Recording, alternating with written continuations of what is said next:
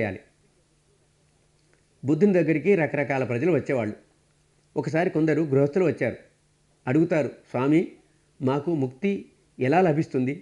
మేము ఇల్లు వాకిలి వదిలి సన్యాసులమైతే కాలేం. ఇంకా ఆ పరిస్థితి మాకు రాలేదు. మా మనసులు ఒప్పుకోవు. గృహస్థిగా ఉంటే ఎన్నో బాధ్యతలుంటాయి, ఎన్నో కష్టాలుంటాయి. అలా గృహస్థ జీవితం గడుపుతూనే ఈ ధర్మ మార్గంలో ఎలా నడవాలి? మా ముక్తికి దారి లేదా? బుద్ధుడంటాడు, ఎందుకు లేదు? తప్పకుండా ఉంది. అదే దారి ఉంది. సన్యాసి అయితే ఇల్లు వాకిలి వదిలేస్తాడు, బరువు బాధ్యత లేవు. అలాంటప్పుడు సమయాన్నంతా దీనికే వెచ్చిస్తాడు. తొందరలోనే ముక్తి పొందే మార్గం దొరుకుతుంది. పని చేస్తూ త్వరలోనే ముక్తుడవుతాడు. కానీ గృహస్థకు అడ్డంకులు ఎక్కువ, అనేక కష్టాలున్నాయి. కానీ దారి మాత్రం అదే. శ్రమిస్తే అదే శీల సమాధి ప్రజ్ఞలను సాధన చేస్తూ పోతే ఏదో ఒకనాటికి ముక్తి పొందాల్సిందే. అలా గృహస్థులు తమ కుటుంబ బాధ్యతలు నిర్వహిస్తూనే ముక్తిని ఎలా పొందాలి అన్నది 38 మంగళ ధర్మాలతో 38 మంచి పద్ధతుల్లో వివరిస్తాడు. అందులో చివరిది పుట్టస్సలోకధమ్మే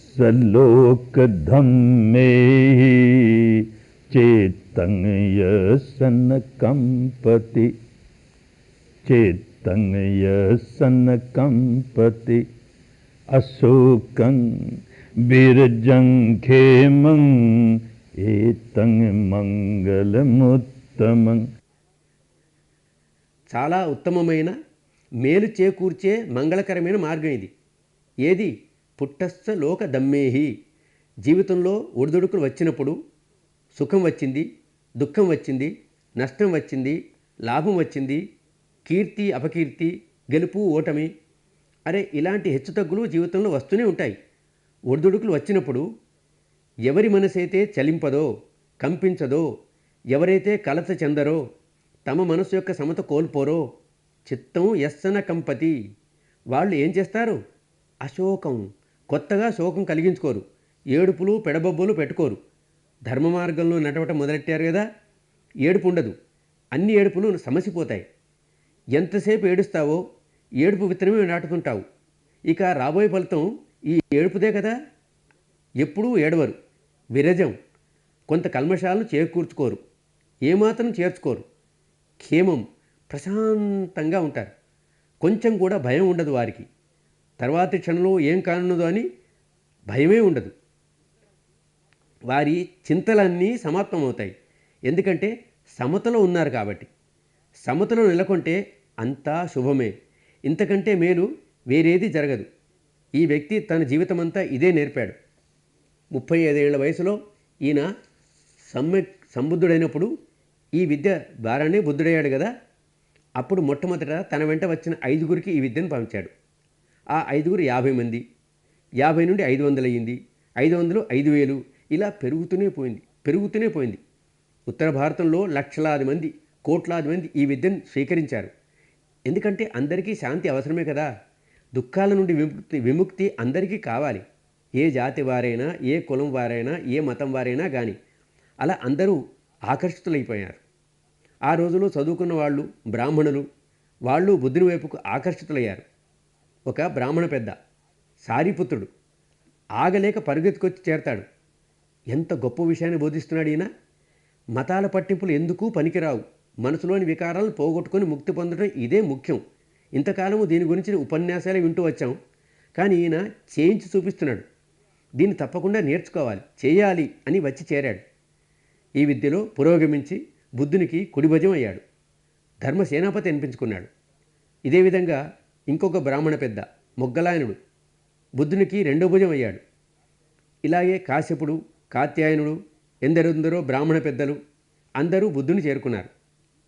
ఇలాగే రాజులు కూడా, ఈ దేశం రాజు, ఆ ప్రాంతం రాజు, ఎంతోమంది రాజులు, అధికారులు పెద్ద సంఖ్యలో బుద్ధుని చేరారు. అలాగే వ్యాపారులు ఆగలేక వచ్చి వాళ్ళు కూడా చేరారు. ఇలాగే అన్ని వర్గాల ప్రజలు, రైతులు, కూలీలు అందరూ వచ్చి చేరారు. శాంతి అయితే అందరికీ కావాలి కదా. మరి ఇంత పెద్ద సంఖ్యలో ప్రజలు ఆయన చూపిన మార్గంలో నడిచారు. అయినప్పటికీ సమాజంలో కొంతమంది మాత్రం జీవితమంతా ఆయనను వ్యతిరేకించారు. పాపం కొందరు ఆయన ఏం చెప్తున్నాడో అర్థం చేసుకునే ప్రయత్నమే చెయ్యలేదు. అలా ఆయనకు వ్యతిరేకులైనారు. తమ తమ మతాచారాల్లోనూ, సిద్ధాంతాల్లోనూ, కర్మకాండంలోనూ ఎంతగా చిక్కుకొని ఉండేవారంటే వారికి ఈయన చెప్పేదేది నచ్చనే లేదు. వాటిని వినటానికి కూడా ఇష్టపడేవాళ్ళు కాదు. సాధన చేసే మాట అటు ఉంచండి. ఇక ఎలా అర్థమవుతుంది? అర్థమే అయ్యేది కాదు. ఈయన ఏం చెప్తున్నాడు, ఏం నేర్పిస్తున్నాడు అనేది. దాంతో జీవితమంతా ఆయన్ని వ్యతిరేకించడమే. ఇది మా మతం కాదు, మా నమ్మకం కాదు అంటూ ఆయనతో విరోధం పెంచుకున్నారు. ఇంకొందరికైతే ఇది జీవనోపాధి సమస్య అయింది. పాపం వాళ్ళు ఏవో కర్మకాండలు, పూజలు, పునస్కారాలు చేయించి పొట్టబోసుకునేవారు. మరి ప్రజలు ఈయన్ని నమ్మి ఈయన వెంట పడితే, ఈయన వెంట నడిస్తే కర్మకాండలని మానేస్తారు కదా. మరి మా రోజులు గడపటమే కష్టమైపోతుంది. ఈయన దుకాణం బాగా నడిస్తే మా దుకాణం మూతపడుతుంది. మా దుకాణం నడవాలంటే ఈయన దుకాణం మూసేయాల్సిందే. మరి ఎలా మూయించాలి? భారతదేశంలో 100 సంవత్సరాల క్రితం వరకు ఒక పిచ్చి ఆచారం నడిచేది. ఎవరి దుకాణం అయినా బంద్ చేయించాలంటే, ఎవరైనా చాలా పేరు సంపాదించుకున్నాడు అనుకోండి, అతనితో బహిరంగంగా శాస్త్ర చర్చలు నడిపేవారు. అందరూ ఒకచోట చేరేవారు వ్యతిరేకులంతా. ఇక వానితో వాగ్వివాదం జరిపేవారు. అందులో కనుక అతను సమాధానం ఇవ్వలేకపోతే అతని పరువు పోతుంది, దుకాణం మూతపడుతుంది. అతని మాటలు ఇంకెవ్వరూ వినరు. ఇలాంటి పిచ్చి చర్చలు జరిగేవి. అప్పుడు జరిగేవి. అందరూ వచ్చేవాళ్ళు, గొడవ పెట్టుకునేవాళ్ళు. అందులో చాలా గుండాగిరి కూడా నడిచేది. గుండాలను కూడా తెచ్చేవాళ్ళు, భయపెట్టైనా నోరు ముయించడానికి. అలాగే వచ్చారు ఈయన దగ్గరికి కూడా, బుద్ధునితో గొడవ పెట్టుకుందామని. ఓ 10-20 మంది గుంపు వచ్చారు ఆశ్రమం గేటు దగ్గరికి. వచ్చి తల గోక్కున్నారు. అరే, వీడు చాలా తెలివైనవాడు, వీడితో చర్చకి దిగటం అంత సులభం కాదు. మరి ప్రిపరేషన్ ఉండాలి, ఒక లీడర్ ఉండాలి. మరి లీడర్ ఎవరు అవుతారు? నువ్వవు కాదు, నువ్వంటే నువ్వు. చివరికి ఒకటి అంటాడు, సరే నేను లీడర్గా నేను చర్చ నడిపిస్తాను, కానీ మీ పాయింట్లు వాటినైతే ముందుగా రాసి పెడదాం. సరే కానీ రాయి చెప్తాం. ఒకడన్నాడు, అరే నువ్వు ఎలాంటి సన్యాసిరా, తల మీద జుట్టుముడి కూడా లేదు. ఆ రోజుల్లో సన్యాసులకు తల మీద జుట్టుముడి ఉండేది, మరి ఈయనకైతే లేదు. ఇంకోడంటాడు, సరే రాయి, ఒరేయ్ నువ్వు ఎలాంటి సన్యాసివిరా, ఒంటి మీద బూడిద కూడా రాసుకోలేదు. ఆ రోజుల్లో జనాలు ఒంటి మీద బూడిద రాసుకునేవారు. ఇక ఇంకోడంటాడు, నువ్వు ఎలాంటి సన్యాసివిరా, నడువుకు జినక చర్మం కూడా చుట్టుకోలేదు అని. వింటున్నవాడు ఒకడంటాడు, అరే ఇలాంటి లిస్టు ఏమీ పనికిరాదు, ఇదంతా చెవిటివాడి ముందు శంకల్లాగా ఉంటుంది. ఇలాంటి చర్చలు చాలానే చేశారు ఆయనతో, దొరకనే దొరకడు. నవ్వుతాడు, అంటాడు, నాకు ఇష్టం లేదు, అందువల్ల నేను చేయలేదు. నీకు ఇష్టమైతే నువ్వు చేయవచ్చు కదా, నీతో ఎవడొస్తున్నాడు పేచీకి? కాబట్టి అతను చేయని పనులను పట్టుకొని మనం గొడవ చేస్తే అవకాశం లేనే లేదు. చేసే వాటిలో తప్పులు ఎంచాలి, అప్పుడే మాట పెరుగుతుంది. కాబట్టి చింపే ఈ లిస్టు, కొత్తది రాయి. సరే కొత్తది. ఏం చేస్తున్నాడు అసలు? శీలపాలన చేస్తాడు, శీలపాలన చేయిస్తాడు. అరే ఇందులో ఏం గొడవ పెట్టుకుంటాం? మంచిదే కదా, నీతి నియమాలు పాటిస్తే మంచిదే కదా. తను పాటిస్తున్నాడు, ఇంకోటికి నేర్పిస్తున్నాడు. వేరేది చెప్పు. ఇది ఇంకా ఏం చేయిస్తున్నాడు? సమాధిని సాధన చేయిస్తున్నాడు. అదేంటి? మనసును వశం చేసుకోవటం ఎలాగో నేర్పిస్తాడు. అరే మన మనసైతే మనదే మన వశంలో లేదు. వీడు మనసును ఎలా వశం చేసుకోవాలో నేర్పిస్తే ఇక ఏం పోట్లాడతాం? కాదు, ఇది కాదు, వేరేదైనా చూడు. ఇంకా ప్రజ్ఞ నేర్పిస్తాడు. అదేంటి? వీడి దగ్గర ఒక విద్య ఉంది, అది అంతర్మనసు లోతుల వరకు ఉన్న వికారాలన్నింటినీ ఏరి పారేస్తుంది. ఓహో, వికారాలైతే మనవి ఉన్నాయి. వీడు వికారాలు ఏరేయటం ఎలాగో నేర్పిస్తే దాంట్లో ఏం పోట్లాట పెట్టుకుంటాం? కాదు, ఇది కాదు. ఇంకా ఏం చేస్తాడు? ఇంకా వేరే ఏమీ చేయడు. అసలు మాట్లాడు. అంటాడు, శీల సమాధి ప్రజ్ఞలు తప్ప ఇంకే విషయాలు మాట్లాడను అని. మీ శాస్త్రాలు సిద్ధాంతాల గురించి మీరే కొట్లాడుకోండి, దాంతో నాకు సంబంధం లేదు. నా వరకైతే శీల సమాధి ప్రజ్ఞలు ఇవే కేవలం పరిపుణ్యం. వీటిలోనే ధర్మం అంతా వచ్చేసింది. ధర్మం పరిపూర్ణమైపోయింది. దీంతోటి ముక్తి లభించింది. అన్నింటి నుండి ముక్తి. మిగిలినవన్నీ పనికిరాని మాటలే. వాటికి కానీ నాకు ఏమాత్రం టైం లేదు అంటాడు. మరి ఎలా పోట్లాడాలి ఇంతో? ఈ మూడింటిలో అయితే పోట్లాటకు వీలే లేదు. మరేం చేయాలి? అతని దుకాణం అయితే ఎలాగో ఒకలా లేపేయాల్సిందే. ఈయన దుకాణం లేపేయకపోతే మన దుకాణాలు మూతపడతాయి. కాబట్టి ఏదో ఒకటి చేయాల్సిందే. ఏదో ఒక అపవాదు వాడిని ఎత్తిన రుద్దుదాం. ఒక కుయుక్తి పనండి. ఈయనలో నిజానికి ఏ తప్పు లేదు, కాబట్టి లేని లోపాన్ని ఎత్తి చూపుదాం. సన్యాసి కదా, ఈయన మీద ఏ అపవాదు వేయొచ్చు? కాంచనం కానీ కామిని కానీ. అయితే కాంచనం అయితే వీలు కాదు. తనే రాజ్యం, ధనం, వైభవం అన్నీ వదిలివచ్చాడు. తన దగ్గర రాగి పైసా కూడా ఉంచుకోలేదు. మరి డబ్బు విషయంలో అపవాదు ఏమని చేస్తాం? వేయలేం. ఆ, వేస్తే ఇస్తే ఆడమనిషి పరంగా వేయాలి. ఎందుకంటే ఈయన మగవాళ్ళకే కాదు ఆడవాళ్ళకి కూడా ధర్మం నేర్పిస్తాడు. ఇంకేముంది, ఒక మాస్టర్ ప్లాన్ తయారైంది. ఒక అందమైన అమ్మాయికి మంచి ట్రైనింగ్ ఇచ్చి తయారు చేశారు. ఆమె ప్రతిరోజు సాయంత్రం చక్కగా ముస్తాబై బుద్ధుని ఆశ్రమానికి పోయేది. ఈ చెట్టు కిందనో పడుకునేది. మళ్ళీ పొద్దున తల చంద్రవందర చేసుకుని బయటకు వచ్చేది. ఇవాళ రాత్రి శ్రమణ గౌతమునితో గడిపాను, ఇవాళ రాత్రి అంటూ.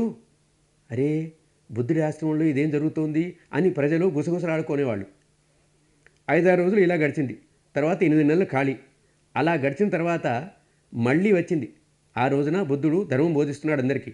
చాలా పెద్ద సంఖ్యలో భిక్షువులు, భిక్షుణులు, గృహస్థులు, పురుషులు, స్త్రీలు, ప్రసేంజిత్ మహారాజు, సేనాపతులు, మంత్రి మహాబంధురుడు, మాతా విశాఖ, అనాథపింటకుడు, అలా ఆయనకున్న గొప్ప గొప్ప శిష్యులందరూ వింటున్నారు.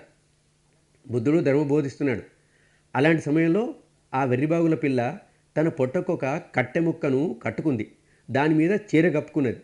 వచ్చింది తిట్టుకుంటూ ఏడ్చుకుంటూ. అరే బోడి సన్యాసి, కాబోయే నీ బిడ్డకు ఇవ్వడానికి నీ దగ్గర ఏం లేదు. సరే, నీకు ఇంతమంది భక్తులున్నారు కదా, ధనవంతులు, వాళ్ళకి చెప్పరాదు ఏమైనా వాళ్ళని ఏర్పాటు చేయమని. సభలోని వారికి నోట మాట రాలేదు. ఏమంటాం దీమే అని. బుద్ధుడికి అది చాలా చిన్న పని. ఆ దేశపు రాజు దగ్గరికి ఆ దేశపు రాజుగారికి ఈయనంటే చాలా భక్తి ఉంది. పచ్చి అబద్ధాలు చెప్తోంది, ఇవి తలదీయించండి అంటే చాలు, రాజుగారు తప్పకుండా అలాగే చేసేవారు. కానీ అలా చేస్తే ఆయన బుద్ధుడు ఎలాగవుతాడు? ఆయనలో కరుణే పెళ్ళుబుకింది, మైత్రి ఉదయించింది, ద్వేషం మచ్చుకు కూడా లేదు, కోపం రాదు.